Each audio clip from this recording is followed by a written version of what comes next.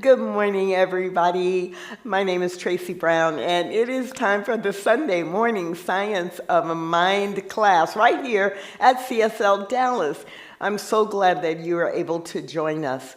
If this happens to be your first time, let me just give you a little bit of the lay of the land, or what we do on Sunday mornings. So on Sunday mornings, we pick up the Science of Mind textbook written by Ernest Holmes, the basis of our philosophy. Science of Mind is a faith, a philosophy, and a way of life. And we simply start at the beginning and we go through the book, 2/3 of the book, page by page. So today we're going to begin on page 129 near the bottom of the page.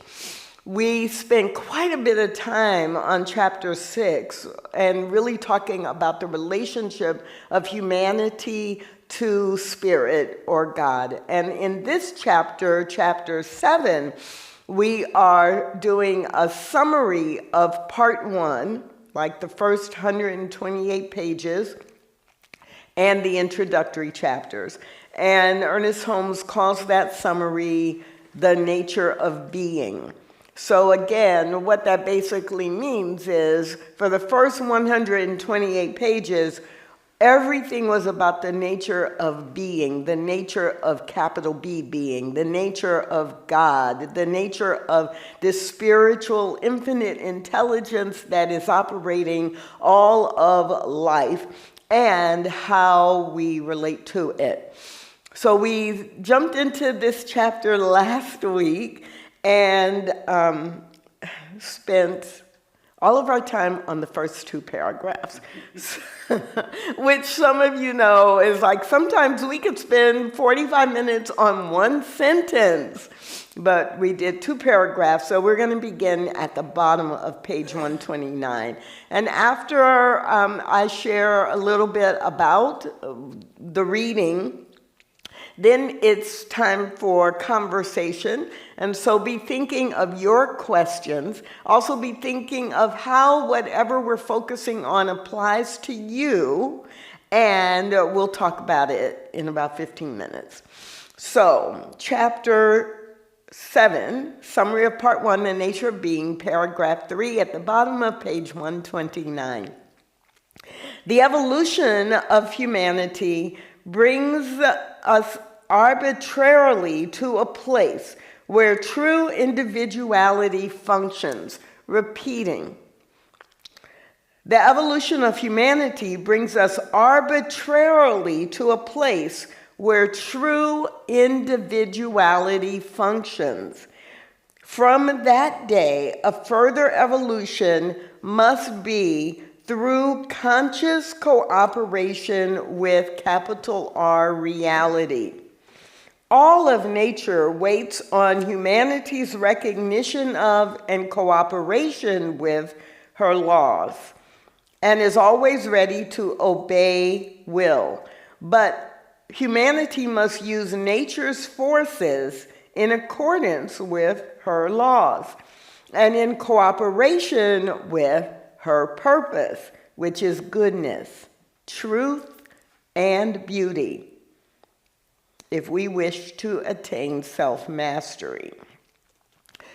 I'm going to read that paragraph again. That's really a mouthful. It is a mouthful, and it is grounding if we remember it. The evolution of man brings him arbitrarily to a place where true individuality functions. From that day, a further evolution must be through his conscious cooperation with reality. All nature waits on man's recognition of and cooperation with her laws, and is always ready to obey his will.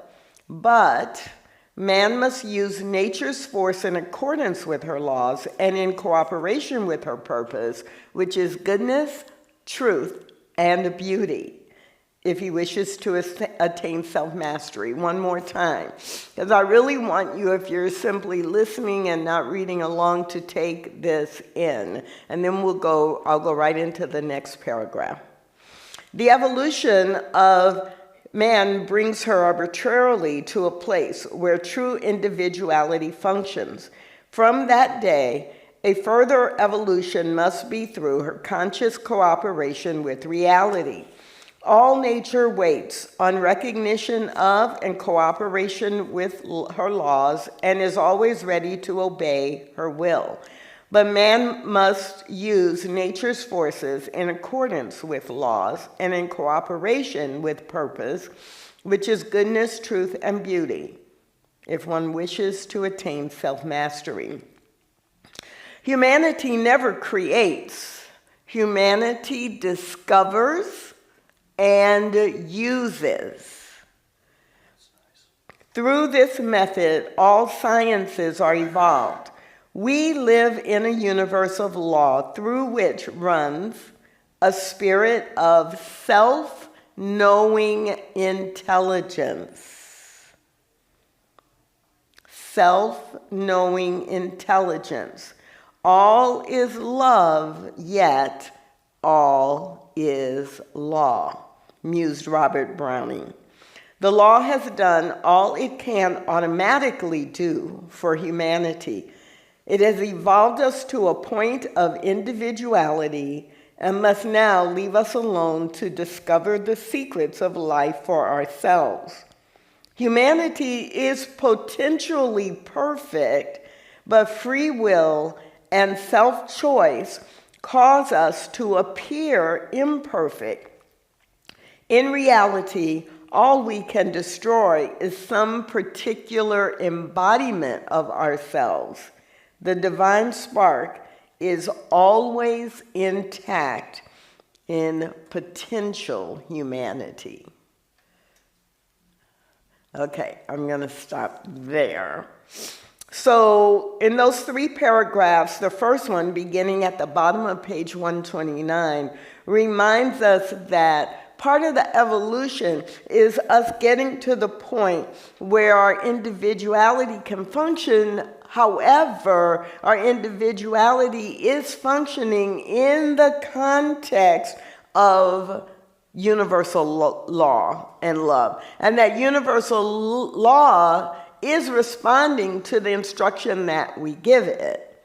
And then he goes into the 3rd paragraph, reminding us that the instructions we give it actually impact our experience. But the truth is, the potentiality for perfection is there. That seed has been planted. It is then, the law is then reacting to whatever it is we request, we demand, we choose. So if we could always choose in the context of love and law, if we could always choose in the context of creation, then our lives would be, for most of us, very different than the law responding to what we actually do choose. So those 3 paragraphs, I really want to go to the next one, but I'm not, because I think there's a lot. I think there's plenty to talk about from these 3 paragraphs beginning at the bottom of page 129. So let's see what's up for you. And if there's nothing to talk about, no question, nothing that interests you, nothing you've ever applied in your life, then we'll go on to the next paragraph. So Ryan, give us some instructions, please. Yes, well, good morning to you, Dr. Tracy Brown, and good morning to everybody here in the room. And for all the folks that are joining us all around the world online, welcome to you, and thank you for being in community. So as Dr. Tracy was mentioning, this is an engaging conversation. So anybody here in the room, feel free to raise your hand. And I'm gonna throw it. I'm gonna throw it at you. Richard, are you gonna get this? Oh, here we go. Keenan practices safety here at CSLDallas, and we appreciate it. For those who are joining us on Zoom, you can go ahead and hit the raise your hand icon located down below underneath your reactions or the more tab. And for those folks who are joining us on Facebook Live, feel free to put your questions and comments inside of the chat, and we can bring that into the room. Yes. And I see that we do have a hand raised online, and we also have Ross here in the room. So let's start off with Ross. Ross, go ahead. And This is Ross. You know, one of the things that the first paragraph said was the purpose is something like beauty, love, a bunch of that stuff. And it doesn't sound right to me. It's like there's an expectation, or there is a consciousness with a purpose, as opposed to me individuating however I'm going to do that. I'm going to self-express however I'm going to do that, without having to do this criteria of beauty, love, whatever that whole list of stuff was. Truth, beauty, Beauty. goodness, truth, and beauty. Now, I agree with those, but I don't want the expectation to be judged against those by either me or anybody else. Great. Although that does happen, of course. So there's a difference between a state of being and an expectation. There is a difference between a state of being and an expectation. So what Ernest Holmes wrote was basically in accordance with the laws of life and the purpose of life, the state of being of capital L life is goodness, truth, and beauty. Not that that's the expectation, because he also talks about what is the potentiality. The potentiality is that living in alignment with the state of being of the infinite intelligence, that you will experience that. But there's also, even in these 3 paragraphs, let alone in everything we've gone through so far, there is the constant going back to we have choice. And so when we choose something else, we are simply fulfilling the expectation that we will choose. The only expectation for you is that you will choose something. And if you are choosing something, you are fulfilling the expectation. What's different is that this is saying nature is goodness, truth, and beauty. Nature, the nature of spirit, the nature of creation is goodness, truth, and beauty. You don't have to choose that. I feel like I don't have to accept it either. Mm-hmm. Although I like the words. Mm-hmm. It still doesn't sound right to me. I have something to report also. Okay, what do you have to report? And then we're going to go Soul. online. Okay. I put it to the law. I said, here's what I want. Now find it for me. Yeah. And so I got it in my head. I wanted to have this particular adventure. Yeah. So I'm going to Asia for a month with a guide and a place to stay with the people. Wow. It's set. A group of us are going. And I said it out loud, and everyone said, okay, we're going. If you have been around CSLDallas any length of time, then you know that what Tracy is about to say is TSRW. TSRW. What's that? TSRW, and say it with me, those of you online, this stuff really works. Oh.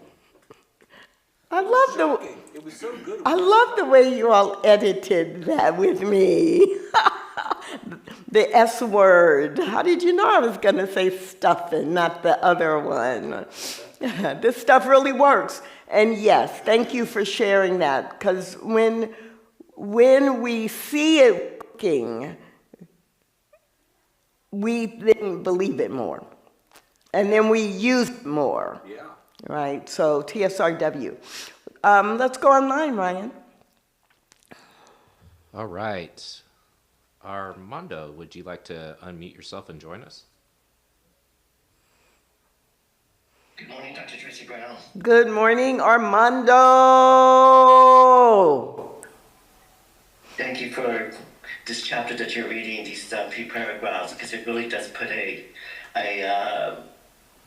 it's putting context to what I've been experiencing most recently. And I think for me, that discovery and how to use it, what I've been experiencing, I've been pulled into a project in South Dallas, and the reality is, the truth is that sometimes the reality is not the truth that they see, but when I go there and I just go with an open heart and open mind to discover the beauty and to see what are the needs there, and before you know it, I put it out into the universe and things just start to fall into place. And all the right connections, the right stakeholders, it comes together, and that's the law for me, and it's the intention behind it. And now we have an opportunity to elevate more people in South Dallas to have more access. And all of this just comes down to really being connected with the law and knowing how to use it for me properly, and just to be filled with gratitude around everything that is possible. Yes, yes, yes. So the second paragraph that we're reading this morning, which is the first full paragraph on page 130, starts off with humanity never creates, we discover and use. And so Armando, what you're just sharing is really about how do I use it? And that's really the hard, well, I don't know. I guess it's all easy and it's all hard. Once you understand the basic principles, which is the first hard part, but once you begin to understand them, the hard part is using them and not keeping them over here as some abstract idea. So when Ernest Holmes talks about and summarizes science of mind as a faith, a philosophy, and a way of life, it's that, like, the discovery is understanding the philosophy, but the way of life is using it and integrating it. And like Ross's example and your example, Armando, when you begin to use it, and then you see changes happening in yourself, your environment, or the people you impact, then it's like, oh, this is a way, paragraph, humanity never creates, we discover and use. Through this method, all sciences are evolved. We live in a universe of law, capital L law, or principle, a universe that's operating by a predictable set of principles. Then there's a spirit of self-knowing intelligence. Self-knowing intelligence. And it's that self-knowing, I know myself, I know how the universe works, and I'm using that intelligence, capital I intelligence, to integrate into what I choose to do and how I choose to do it. So this example of Armando sharing, I can see people around me don't know what I know or don't believe what I believe, but because I believe in the goodness, in the beauty, because I believe that's actually what is available, not what must happen, but it is available to happen because that is the nature of the universe. Because I know it's possible, because I know I'm here to help make that demonstrate, then all of a sudden the pieces start fitting together. At all, but through consistent practice and belief. Take a breath. Okay, so we're going to go back online and then we're going to come back in the room. Okay, we'll come back to, you had a question, Keen? Okay, awesome. This one actually goes back into what you were reading here. So the question says, Can you talk about the sentence that says that the only thing that man can destroy is our previous embodiments? Do you think that means our previous ideas, embodiments, or beliefs? Okay, so that's in the second full paragraph on page 130. In reality, all we can destroy is some particular embodiment of ourself. The divine spark is always intact in potentiality or in potential humanity. So the divine spark, the nature of being, the law, however it works for you in your mind, the divinity, you know, some of us were raised in the context of original sin. In some religious belief systems, the best you can ever be is a sinner. You were born as a sinner. You are not perfect. You are not God. And the best you can be is a recovering sinner or a sinner begging for forgiveness or blessing. In New Thought in general, in Science of Mind specifically, we teach that no, you have been born as an original blessing. That this divine spark, this nature of life is the true nature of every person and really of all creation, right? And he knows how to be an oak tree, right? A dog is going to be a dog. A human being is going to be a human being, but we believe this original blessing idea.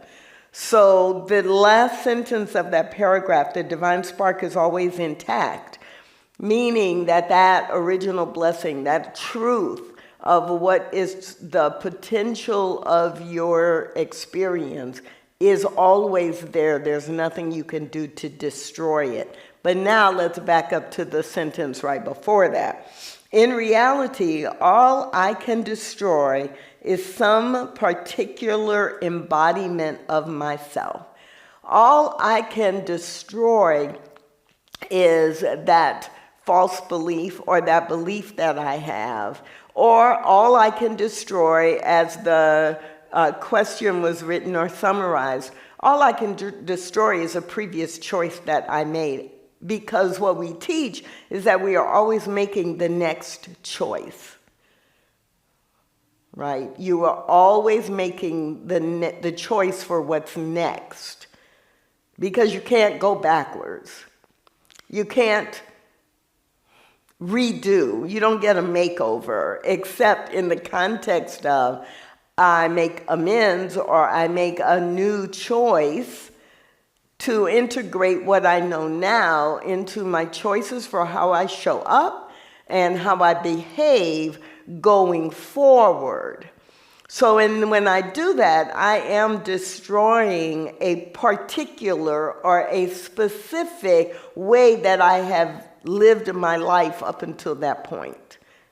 So I can destroy, another way to think about that sentence is, if I were an alcoholic, or if I were addicted to drugs, or if I was addicted to food or shopping or anything else, and I decide I get into a 12-step program or a recovery program, and I'm destroying, not in pain, anger, or violence, but I am destroying that embodiment of who I was and how I was behaving when I was addicted to a certain substance or behavior. And so all Ernest Holmes is doing here is reminding us, as that paragraph begins, the law has done all it can do automatically. And then from that point, I, as a human being, have evolved to discover the secrets of life for myself. I am potentially perfect, but free will and self-choice cause me to appear or to believe that I am imperfect. In reality, all I can destroy is some particular or past or believed embodiment of myself. So it's really helpful to switch into first person, as I just did, reading that paragraph again. And sometimes when I do that, it reminds me that this is theoretical, it is philosophical, but when I read it in the first person, I remember, oh wait, this is talking about me. And the nature of life and the nature of being as it applies to me. So that's a great comment / question. We can destroy or replace. I mean, you know, for some people, destroy automatically means what? I'm going to get my sword and I'm going to slash it, or I'm going to pull out a firearm and I'm going to shoot it. I'm going to destroy it, because that's the human connotation in the 21st century. We go to violence in our minds because we've seen that. But just destroying or replacing a past way of being. Okay, let's come into the room.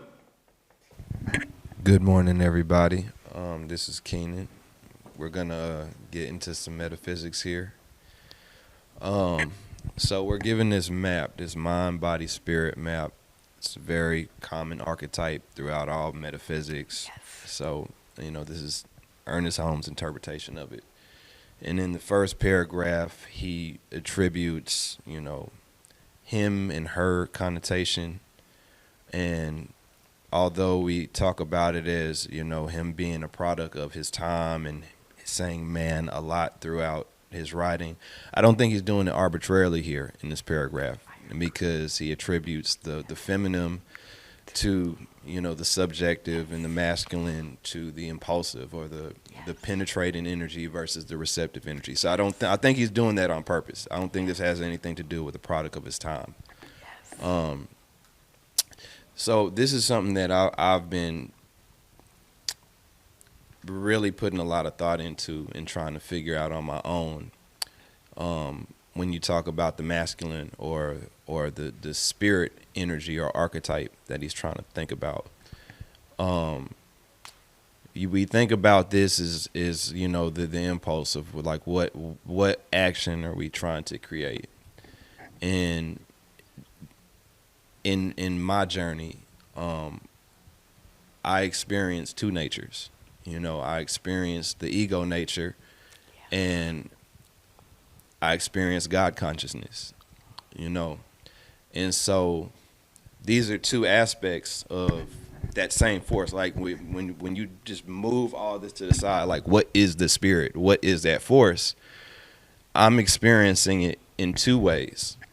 And I feel like the work, the actual real work, is to dissolve the ego and learn how to work through, and people talk about this is like God working through me. No, that's a way people can understand that concept, but this is actually me.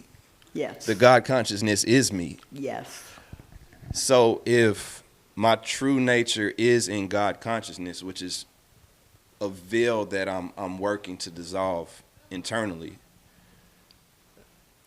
that leaves this ego, and I'm trying to figure out what that is. What is that? That's where I'm at.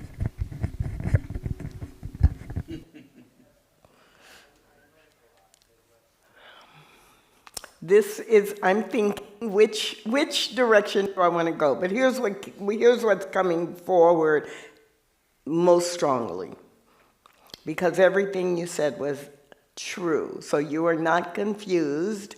Everything you said was true. And the one place that I would language it differently based on science of mind is this place. The goal is not to dissolve the ego, because if we didn't have both natures, and so I'm going to use your framing for this, if we did not have both the God consciousness and the human consciousness, we would not be able to live in this form. We would not be able to live in this world of the physical. And so... Are you calling the human consciousness the ego? Is that what you're saying? That's what that is? Give me just 1 minute. So give me 30 seconds to get there and make that bridge. So our total consciousness and the God consciousness is part of the total. So we're going to always have the human and the God, right? We're going to always have that. So the ego comes in because the ego, if we don't psychologize it, and this is what's hard in the 21st century because there's so much psychology that has become just a part of how we do everything and what we understand. If we look at it from a philosophical point of view, then the ego is what helps to keep us alive, but we don't want to give it control. And so we don't want to eliminate it. We might want to balance it out. We want to minimize it. We want to use it in the same way that Ernest Holmes says, the law has done all it can. It's our job to, no, man never creates, he discovers and uses. And so when we are clear about all of it, which you are, then we use that which is going to help us live the life that we want in alignment with what we understand the potential nature is. But we are not ever going to eliminate. What I also I don't want to lose, one of the things that was pulling at me, do I say this first or this first, is you are absolutely on target with that first paragraph. So a lot of times, if you've been around a while, you've heard what Keenan heard, that we excuse or we do a disclaimer that, well, Ernest Holmes uses man, and we're going to change the pronouns because man meant everyone. And it's tricky doing that because you absolutely, Keenan, picked up on in this part of the work, in that paragraph specifically, he does use her. He uses the feminine pronoun for the nature of life itself, for God nature, for spiritual nature and truth, for the nature of being. And so we have to be careful to recognize that. So I'm really glad that you recognized it, because I saw it and I said, well, most people are not going to hear that, but I forgot I had Keenan in the room, right? But that's a distinction, and throughout the work, Ernest Holmes does that, and other metaphysicians will do that as well. So when you're studying on your own, it's really important to not get caught up in the 21st century trend, I'm going to call it, that it's important to be gender neutral, because sometimes it really can help us understand concepts by comparison and by applying what we know about the use of language. So, Ryan? Yes, that was a great one for both of you guys. It was really great input. I'm going to ask Marjorie to go ahead and unmute yourself. Marjorie, are you there? Yes, hello. Good morning, Marjorie. Good morning, good morning. Yeah, whenever I'm reading this, I'm trying to remind myself that this was Ernest Holmes' interpretation, and it was written a long time ago, and that I want to be careful not to fall into what I call a trap of taking every word as if it were gospel and to take it literally and to become fundamentalistic about it. So that's the first thing. And then the other thing is, I'm curious, I think I'm going to do the same thing now. I'm going to take a word and try to figure it out. But, so I'm just wondering, when he uses potential, and then he talks about good, true, and beautiful, or whatever. So, you know, who is to say what is good and what is true and what is beautiful? For example, in the potential, he seems to be saying that that if you are in alignment with the law, then it works towards the good, true, and beautiful, or something like that. But then, of course, you know, what happens when we're not in alignment, and what does that even mean to be in alignment? And so can the law actually work for the opposite of the good, true, and beautiful when you're not in alignment? So, you know, and also, for example, progression or evolution, always moving forward, it doesn't allow for the opposite of that. And it would be almost like, you know, breathing in, inhaling without ever exhaling. You know, you can only do that just so much, you know. At some point you have to turn around. You have to consider the opposite. So I'm just, for example, does the evolution of man include the potential for its extinction? Which, according to evolution, every species that has ever existed will become extinct. So the human species will become extinct at some point, according to scientific understanding of evolution. So these are all kinds of questions and things that I'm considering as I'm reading. Just wanted to know if you had any comment. Thank you. Of course I have comments. My first comment is I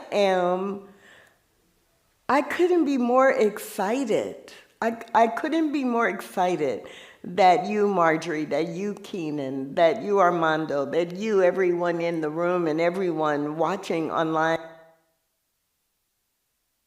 could not be more excited.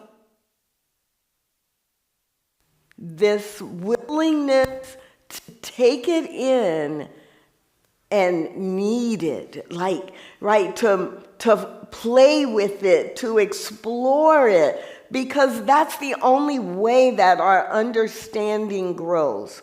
So, Marjorie, one of the comments that came to mind as you were sharing is that it's important to remember the law is always working, always. And so the law is always working, and we are always making choices. And so it is not only the test of whether it's working is tricky. Well, it's not a test. It's just point. It's always working. So if our job is to make choices, the law is working, and we're making a choice, and the law is delivering upon that choice. So if I were to leave this place today and I go out and I choose to, I don't know why this is coming forth this way, but it is. So if I were to go out and I were to choose that for the next 5 days, I'm going to get drunk 5 days in a row. The law is working because I'm choosing, and that's what the law is all about. It's responding to what I choose. That is not, the law is not judging me. Nature is not judging me. All of that is the human design of what we decide collectively or societally what's good and wrong, what's right and wrong, what's good and bad. And so we have to be really careful that we don't overlay our human or societal judgment on top of the fact that the universe is created to operate in a certain way. The universe is created to operate in this neutral way that is going to respond to our direction. And what we know philosophically, but also in examples in many of our lives, is that when we are choosing those things that we know to be, or we have accepted to be, the reality of law or nature, and as Ernest Holmes in this particular reading says, goodness, truth, and beauty, then we experience a different kind of life than if we are choosing based on other characteristics. To the comment and the exploration of who knows what goodness, truth, and beauty look like anyway? We're making it up, but we're making it up. We're making it up based on, right now, what in the 21st century humanity has defined as goodness, truth, and beauty. But what studying, whether it's science of mind or the Bible or the Quran or any other particular guidebook we might choose, what happens is as we study ancient philosophies and truths that have been shown or demonstrated century after century, decade after decade, we go back to, or we connect to something that's deeper than ourselves, something that's greater than just what's happening right now. Many of you know that I just came back from 2 weeks in Egypt. And walking on the ground and touching the walls of a temple or the pyramids or the Sphinx and going, wait a minute, wait. Like, wait, take a breath. And this wall that I'm touching was built 3000 BC, so 5,000 years ago. Like, wait, and it's still standing, right? Or paying attention to what was taught by the characters in the story of life that we call gods and goddesses. What did they stand for, and what was it teaching the people of that time? Oh, wow, this ancient Egyptian philosophy of Ma'at is just like what we teach in Science of Mind today about the cycle of life. Oh, then it's easier to be like, okay, I don't have to figure all of this out right now. And it's not conditional to however we phrase it today. Goodness, truth, and beauty might have meant something a little bit different in ancient Greek times. It might have meant, or it might have demonstrated a little differently, in 2000 BC. But the innate or the indescribable nature of it is going to be the same. And I'm going to close right there because we have 1 minute. And in that 1 minute, I want to ask Ryan if there are any things coming up at CSLDallas that we need to share with people. There absolutely is, because December is a special month here at CSLDallas, and so we want to encourage everybody, whether you're online or coming here to the campus, to participate. And we have a couple of special Sundays. We have guest speakers all this month, which is going to be really fantastic. In about 30 minutes, we're going to have Chris Miller. He's going to be leading us in a Hanukkah/Bodhi Day celebration, so it's going to be really fun and entertaining. And all this month, we are celebrating multiple traditions, so I invite you to pay attention to our website so you can see what's coming on down the pike. Then we also have the Christmas Eve celebration, which will be on Christmas Eve. Go figure, right? Date and time to be announced. So that's going to be starting off here about 6 o'clock. It's going to be a family/candlelight celebration. So we encourage you to bring the family or bring yourself and participate with us in person or online. And then something that's always fun here at CSL Dallas is the Burning Bowl. We're going to have that on January 1st here at the center. It's going to be both in person and online. And it is a great way to set your intention and to let that stuff go, right? And also, I do want to mention, too, for those who are here in the DFW area, I'm going to be having an event on the 28th, which is going to be called Vision Quest. It's going to be an art experience where you can bring your vision for 2025 into real life by making a fun art creation. So sign-ups are available up until the Friday before the day of the event. So that's the 27th. So make sure you get registered now and come and join us. So that's all I have for announcements. So be with us at CSL Dallas for the rest of this month. Again, my name is Tracy Brown. This is a Sunday morning Science of Mind class. Let's make this philosophy live in our lives. Have a great week, everybody. All right.